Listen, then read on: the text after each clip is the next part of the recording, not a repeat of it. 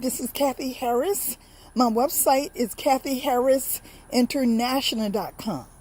cathyharrisinternational.com. Now, the website for our one-year gardening journey is virtualorganicgardenclubs.com. Again, virtualorganicgardenclubs.com. Now, we have been growing food for 1 year. 1 year. So this is my one-year gardening journey. I've been telling you guys about what I was doing for 1 year, what I was going to do. Well, I have done it. Within a couple of weeks, my book will be released. The name of the book is Green Thumb at 60, How I Started My Gardening Journey with Raised Beds and Pots and Containers. So right now, I am in my backyard. Over here, we have tomatoes. So far, we have small cherry tomatoes growing. See the small cherry tomatoes? They're about the size of a cherry. Next to it, we have Swiss chard. Now, as you can see, the Swiss chard is very, very big. And it grows very well in my region, Swiss chard. As soon as we cut it 3 inches from the root, it's going to grow back that size within a couple of weeks. So it's a very, very fast growing food for my region, Swiss chard. Now over here we have peppers. Now last year my peppers did not come up, so we're going to see what happens with these peppers.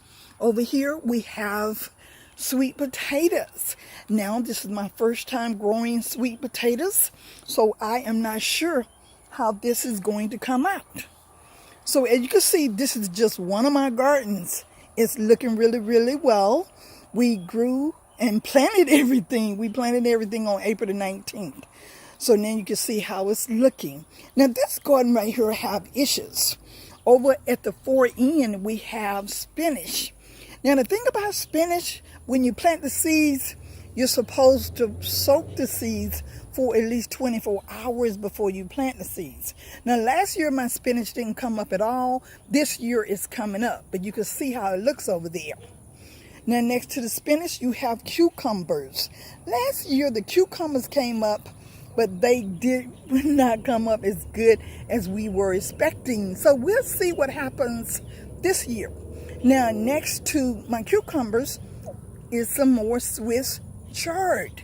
Now again, Swiss chard, that's one of my favorite food because it's a green food.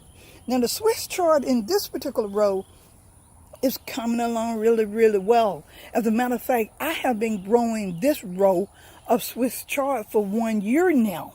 Yes, 1 year. So again, as soon as you cut it, it grows right back. So it's been doing really, really well for 1 year. Now over here in my third raised bed garden, we have all the fruits: cantaloupe, honeydew melon, and watermelon. It's not time for them to be ripe yet, but as you can see, they're coming along fine. So as you can see in my backyard, we have 3 raised bed gardens. Now for each 3 growing seasons, we put up a new raised bed. So the reason that a lot of people do a raised bed versus growing food in the ground is so you can have control over what kind of soil you actually put in the raised bed. We found a great location down here in Austin where we went out and bought our soil. So that was a great choice right there. We did so many things right. And again, this is our 3rd growing season. And as you can see over there, we have room for another raised bed. So I'm looking forward to our cool weather crops in November, planting another raised bed garden over there. So I advise people to get started growing. Because of GMOs and all the issues today, you really need to get started growing your own foods. Again, we've been doing this for 1 year now, and I'm very, very satisfied. Last winter, we had 82 bags of green food that I froze. Now, read my book coming out. My book is going to lay out everything that we did. Everything. What kind of fertilizer we used. What we did right. What we did wrong. Green Thumb at 60. how I started my gardening journey with raised beds and pots and containers. My website is cathyharrisinternational.com. cathyharrisinternational.com. Now, the website for our 1-year gardening journey is virtualorganicgardenclubs.com. Again, virtualorganicgardenclubs.com.